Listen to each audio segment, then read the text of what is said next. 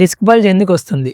High, this is doctor Bala, chiropractor and physiotherapist at Kompally in Hyderabad. Disc bulge ఎందుకు వస్తుందంటే అండి, ఇది ఏజ్ రిలేటెడ్ చూసుకుంటే ఏజ్ అయ్యే కొద్దీ డిస్క్ లో అనేది డిహైడ్రేట్ అవడం, డిస్క్ ఎలాస్టిసిటీ తగ్గడం, దీని వల్ల డిస్క్ అనేది బాగా బల్జ్ అవడం, హెర్నియేషన్ అవ్వడం, డీజనరేషన్ అవడం అవుతుంటది. కానీ ఈ రోజుల్లో పొజిషన్స్ సరిగ్గా ఉండకపోవడం వల్ల, ప్రాపర్ పొజిషన్ మెయింటైన్ చేయకపోవడం వల్ల, డిస్క్ మీద లోడ్ అనేది రిపీటెడ్ గా పడడం వల్ల, twisting movement, bending movement, turning ఎక్కువ అవడం వల్ల డిస్క్ మీద లోడ్ ఎక్కువ అయ్యి లోపల ఉన్న మెటీరియల్ బయటికి పాపప్ అవుతుందండి. దాన్నే డిస్క్ బల్జ్ అంటాము. అలాగే బాడీ వెయిట్ అనేది కూడా ఎక్కువ అవడం వల్ల లోడ్ అనేది స్పైన్ మీద ఎక్కువ పడిపోతుంటదండి. పొజిషన్ కరెక్ట్ గా ఉండకపోవడం, proper sitting position, standing position లేకపోవడం వల్ల స్పైన్ మీద లోడ్ ఎక్కువ పడి డిస్క్ బల్జెస్ రావడం జరుగుతుందండి. ఈ రోజుల్లో 90% చాలా మందికి డిస్క్ బల్జెస్ ఉంటాయండి. ఎందుకంటే ఎవరికి ప్రాపర్ పొజిషన్ ఉండదు. కాబట్టి మీరు ఏ వర్క్ చేస్తున్నా ఆ వర్క్ లో ప్రాపర్ స్పైన్ ని పొజిషన్ మెయింటైన్ చేస్తూ వర్క్ చేస్తుంటే లోడ్ అనేది తక్కువ పడుతూ ఉంటది. ఈ డిస్క్ ప్రాబ్లం అనేది ఇంకా ఎక్కువ కాకుండా ఉంటది. Take care your health.